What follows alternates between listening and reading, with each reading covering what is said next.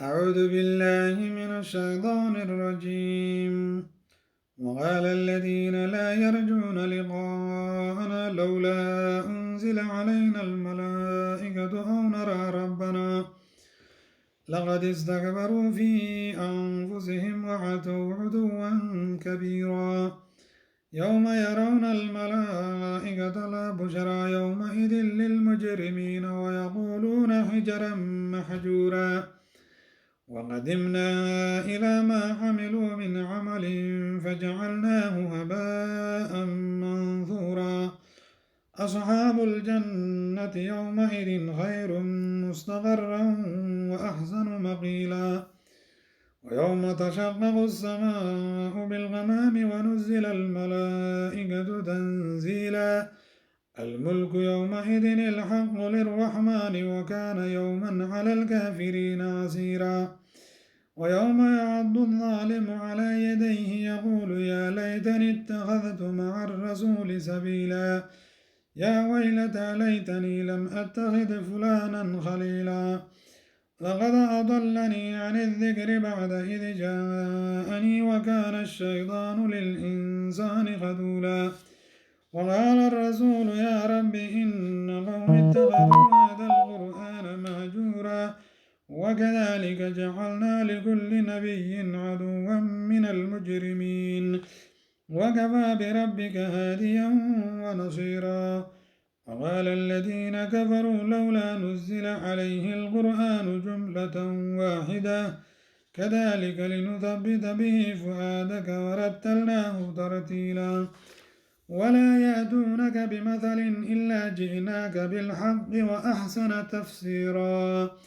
الذين يحشرون على وجوههم إلى جهنم أولئك شر مكانا وأضل سبيلا.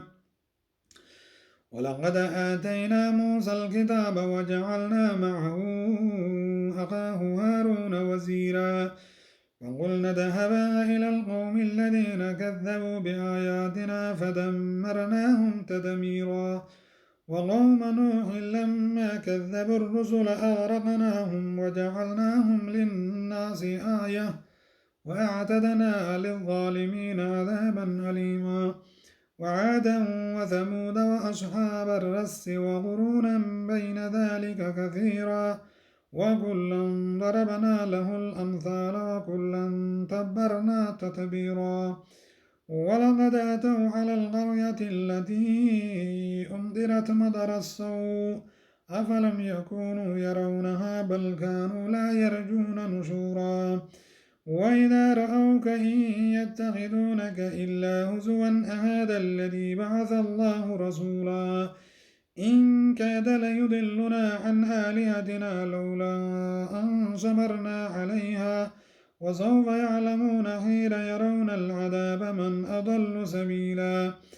أرأيت من اتخذ إلهه هواه أفأنت تكون عليه وكيلا. أم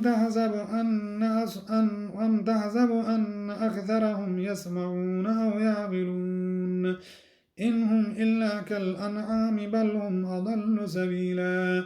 ألم تر إلى ربك كيف مد الظل ولو شاء لجعله ساكنا ثم جعلنا الشمس عليه دليلا. ثم قبضناه إلينا قبضا يسيرا. وهو الذي جعل لكم الليل لباسا والنوم سباتا وجعل النهار نشورا. وهو الذي أرسل الرياح بشرا بين يدي رحمته وأنزلنا من السماء ماء طهورا لنحيي به بلدة ميتا ونسقيه مما خلقنا أنعاما وأناسيا كثيرا. ولقد صرفناه بينهم ليذكروا فأبى أكثر الناس إلا كفورا. ولو شئنا لبعثنا في كل قرية نذيرا. فلا تطع الكافرين وجاهدهم به جهادا